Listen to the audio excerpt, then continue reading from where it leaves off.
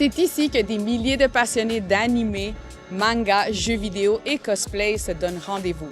Bienvenue à Otakuton 2026. Bonjour à tous, ici Magali Solorzano et aujourd'hui, Natif TV va vous emmener dans un univers où l'imaginaire prend vie. Du 7 au 9 août, le Palais des Congrès se transforme en une véritable célébration de la culture japonaise et de la culture pop. Derrière moi, la scène où la mascarade va se passer, l'événement le plus attendu du festival. Mais au-delà des costumes et des personnages, qu'est-ce qui explique l'engouement derrière ce festival? C'est ce qu'on va découvrir, alors suivez-moi pour ne rien manquer.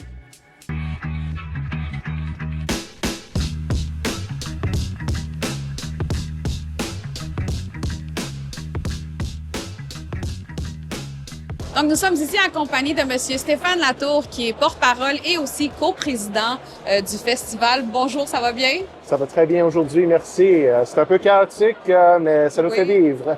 Oui, j'ai été impressionnée par la quantité et la diversité de personnes qui sont ici aujourd'hui. Félicitations pour cet événement-là. Parlez-moi un peu du thème de cette année et comment vous avez choisi le thème de cette année. Alors, le thème pour Otakuton est toujours surtout la culture japonaise, pop et traditionnelle.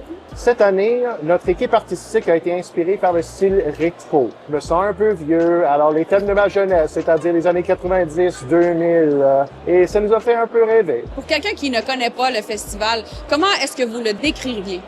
On se veut être un pont vers la culture pop japonaise et aussi une façon pour les gens de s'échapper un peu. On a un bazar énorme, la salle des exposants, où ils peuvent dénicher toutes sortes de produits, de médias, de talents artistiques. On a des panels qui sont créés par des fans pour des fans. On a aussi des spectacles à plus finir, des beaux concerts qui ont eu lieu cette année.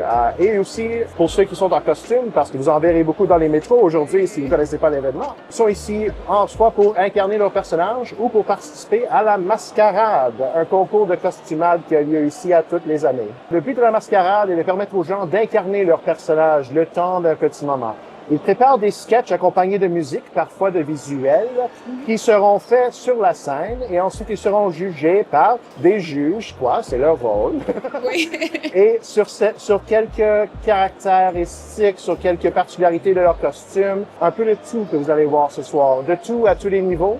Mais surtout par les fans pour les fans. Dites-moi, comment vous choisissez les juges pour la mascarade?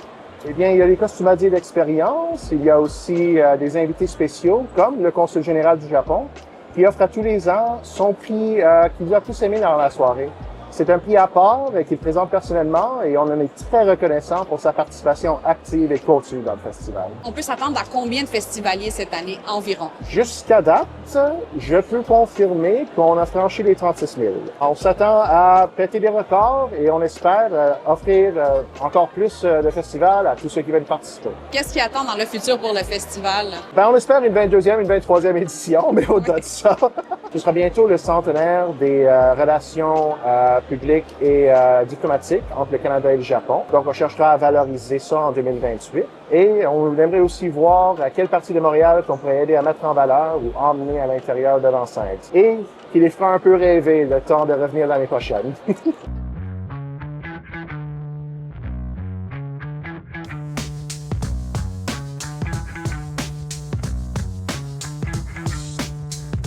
Nous sommes ici avec Evan qui, vous travaillez sur la conception de jeux, c'est bien ça? Oui, c'est ça. En effet, moi, je suis le concepteur sonore et l'intégrateur audio pour notre jeu Adaptory. Parlez-moi un peu de votre jeu, c'est quoi, puis ça parle de quoi? Donc, notre jeu, c'est vous êtes des explorateurs qui tombent sur une planète extraterrestre.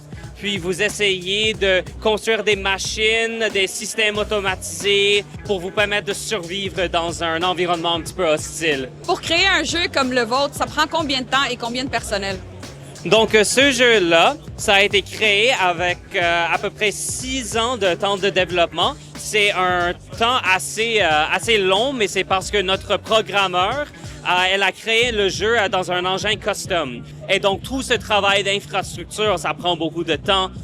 Donc, c'est 6 ans pour un employé à temps plein. C'est vraiment son bébé à elle. Et le reste de l'équipe, moi qui fais la conception sonore, un compositeur, un artiste et un écrivaine, on fait tout un petit peu de travail, contrat à temps partiel avec elle depuis 3-4 ans. 6 ans, c'est beaucoup de temps. Est-ce que c'est déjà arrivé que vous créez un jeu et après 6 ans, vous vous rendez compte que peut-être c'est pas qu'est-ce que vous vouliez ou qu'est-ce que vous attendiez à avoir comme jeu? En effet, ça arrive à chaque jour.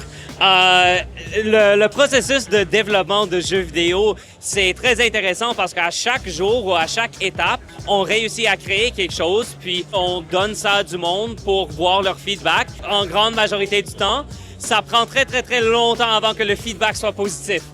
Donc, on commence avec une idée, puis on fait de l'itération après de l'itération après l'itération. Et au fur et à mesure, à chaque étape, millimètre par millimètre, on réussit à avoir un produit que du monde va, on espère, aimer. Bon, ben je lâche mon micro, je commence à jouer.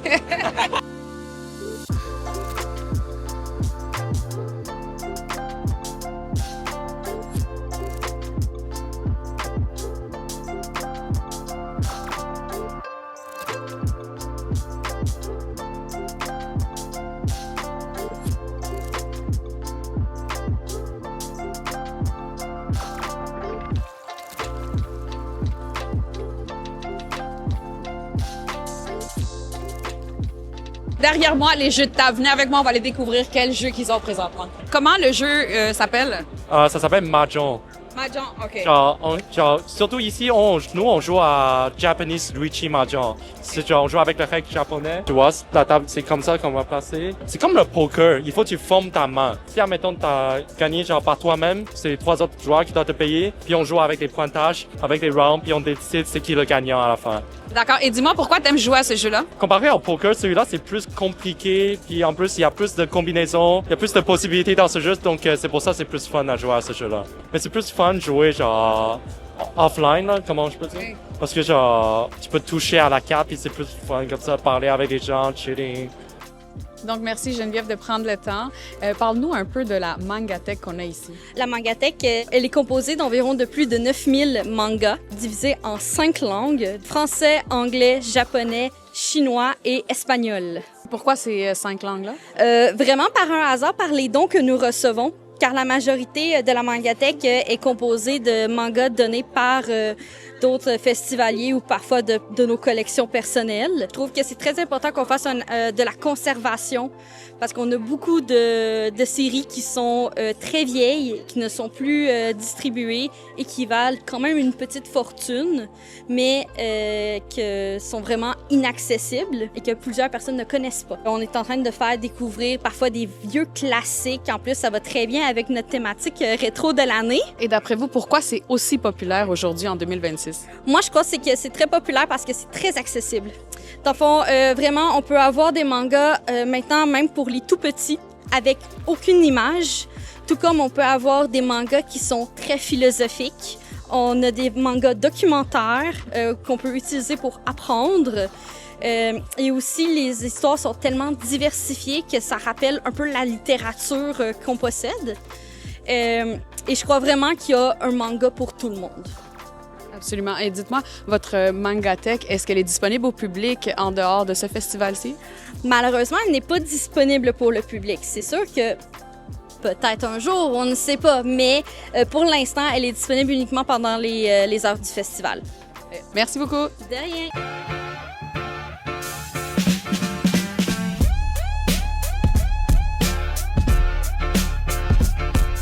Donc, on parle ici un peu au public et on a avec nous... Lauriane Blanchet. Et toi? Élie Rose. Et dites-moi, est-ce que c'est la première fois que vous venez ici aujourd'hui? Non, c'est pas la première fois. Je suis déjà venue l'année passée et d'autres années, il y a plus longtemps, là. Dis-moi, qu'est-ce qui t'attire tellement de cet événement-là? Les cosplays, c'est vraiment beau. Puis pour vrai, les gens, ils ont vraiment du talent pour se maquiller puis juste les habiller, là. Aussi les artistes ici qui vendent. Ils sont talentueux. Je ne suis pas sûre qui est derrière ce magnifique costume. Maître Koga du jeu Zelda. Et c'est toi qui as confectionné ton costume? Entièrement. Ça t'a pris combien de temps pour faire ça? Je dirais au moins 2 ans, mais je faisais juste une demi-heure ou 1 heure par jour. Est-ce que c'est très difficile d'entretenir un costume comme ça durant l'année? Je dirais que oui, ça fait que on sait jamais qu'est-ce qui peut se défaire et qu'il faut refaire. Wow, félicitations, ton costume il est très impressionnant. Merci beaucoup. Donc, on a une très belle diversité ici, on a une très belle famille. Parlez-moi un peu, aujourd'hui, vous faites quoi ici au Festival Animé? On est venu se promener, voir des cosplays, prendre des photos, magasiner. C'est impossible de s'inscrire aux ateliers parce que ça se book super rapidement, fait que c'est vraiment de faire un tour. Et vous, vous êtes déguisés en quoi aujourd'hui? C'est Akatsuki dans Naruto. Ah, et les jeunes filles sont déguisées en quoi? Parce qu'il y en a une qui est déguisée. Moi, je suis déguisée en chat, un chat dans Naruto. Ah, d'accord. Et toi? Je suis déguisée en Pomni de l'incroyable cirque numérique. Ah, d'accord. Et toi, est-ce que tu es déguisée? Spider-Man. Oh, Spider-Man! Donc, dites-moi, c'est des adeptes à partir d'un jeune âge. Vous, c'est à quel âge que vous avez commencé à aimer les animés? Depuis que je suis jeune. Ah oui? Ouais, depuis que je suis enfant, moi aussi. Là, Pokémon, Digimon, Yu-Gi-Oh, ça remonte depuis longtemps. Et dites-moi, qu'est-ce que vous aimez le plus ici? Regardez la diversité des costumes, comment le monde est créatif aussi avec leur imagination pour créer qu'est-ce qu'ils veulent. Là, c'est vraiment le fun. Nous sommes ici dans la grande salle et on a ici... votre nom? Evelyne, Evelyne, dites-moi, vous êtes déguisée en quoi? en Kirby. En Kirby? C'est un personnage de jeu vidéo. D'accord. Est-ce que vous allez participer à la mascarade? Non, je la regarde seulement. Vous la regardez seulement. Vous vous attendez à quoi cette année? Des costumes magnifiques, comme d'habitude. Les gens sont pleins de talent. Ça fait combien d'années que vous participez au festival? C'est ma 2e année. Vous êtes amatrice d'animé depuis quand? Je commence. Ah, vous êtes nouvelle? Oui, Ah, d'accord. Qui vous a donné la piqûre? mes enfants. Nous sommes dans la salle où la mascarade va avoir lieu et j'ai vraiment hâte de voir tous les costumes parce qu'on les a vus dehors, mais qui va gagner? Ça, on ne sait pas, que ça risque vraiment d'avoir beaucoup d'énergie ici dans la salle.